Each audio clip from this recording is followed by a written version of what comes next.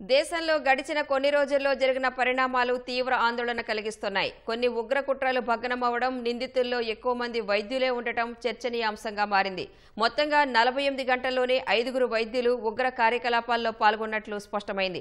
వీరంతా దేశంలోని వేర్వేరు ప్రాంతాలకు చెందినవారు కావడం గమనార్హం.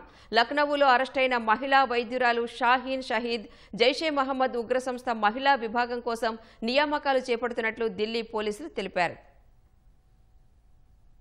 దేశంలో వైట్ కాలర్ ఉగ్రవాదం తీవ్ర భయాందోళనలు రేకెత్తిస్తోంది. 48 గంటల్లో జరిగిన చట్టవిరుద్ధ కార్యకలాపాల్లో పాల్గొన్న వారిలో ఎక్కువ మంది వైద్యులే కావడం సంచలనంగా మారింది. ముందుగా గుజరాత్లో anti terrorism squad ATS 3 ISIS సానుభూతిపరులను అరెస్టు చేసింది. వారిలో ఒకడైన హైదరాబాద్కు చెందిన అహ్మద్ మొహియుద్దీన్ సయ్యూద్ చైనాలో MBBS చేశాడు. ఆముదం మొక్క నుంచి తయారు చేసిన రైసిన్ అనే విష పదార్థాన్ని ఆయుధంగా వాడి ప్రజలను చంపాలని అతడు ప్రణాళిక రచించాడు. ఓవైపు ఈ కేసు విచారణ జరుగుతుండగా అటు జమ్మూ కాశ్మీర్ అనంతనాగ్ ఆసుపత్రికి చెందిన వైద్యుడు ఆదిల్ అహ్మద్ రాథర్ ఉగ్ర పోస్టర్లు అంటించి పోలీసులకు చిక్కాడు. అతడిని విచారించగా హర్యానా ఫరీదాబాద్ లో అల్ఫలాహ్ ఆసుపత్రి వైద్యుడైన ముజమ్మిల్ షకీల్ పేరు బయటకొచ్చింది. అతడు ఇచ్చిన సమాచారం ఆధారంగా ఫరీదాబాద్ లో ఏకంగా దాదాపు 3000 కిలోల పేలుడు పదార్థాలు లభించాయి. ఫరీదాబాద్ పేలుడు పదార్థాల డంపు కేసును విచారిస్తున్న సమయంలో అల్ ఫలాహ్ ఆసుపత్రిలోనే పనిచేసే లక్నోకు చెందిన వైద్యురాలు షహీన్ షాహీద్ కారులో ఓ తుపాకీ కనిపించడం కలకలం రేపింది. డాక్టర్లు ఆదిల్ అహ్మద్ రాథర్, ముజమ్మిల్ షకీల్,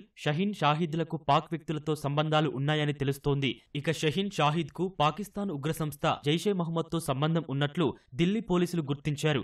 JEM మహిళా విభాగం జమాత్ ఉల్ మొమినాత్ కోసం ఇక్కడి వారిని నియమించేందుకు షహీన్ షాహీద్ పనిచేస్తోంది. జైషే మహమ్మద్ వ్యవస్థాపకుడు మసూద్ అజార్ సోదరైన సాదియా అజార్ కనుసన్నల్లో జమాత్ ఉల్ మొమినాత్ సంస్థ నడుస్తోందని నిఘా వర్గాలు తెలిపాయి. ఈ సాదియా భర్త యూసఫ్ అజారే కాందహార్ విమానం హైజాకింగ్ కు ప్రధాన సూత్రధారి అని వివరించాయి. ఇతడిని ఆపరేషన్ సింధూర్లో భారత సైన్యం మట్టుబెట్టింది.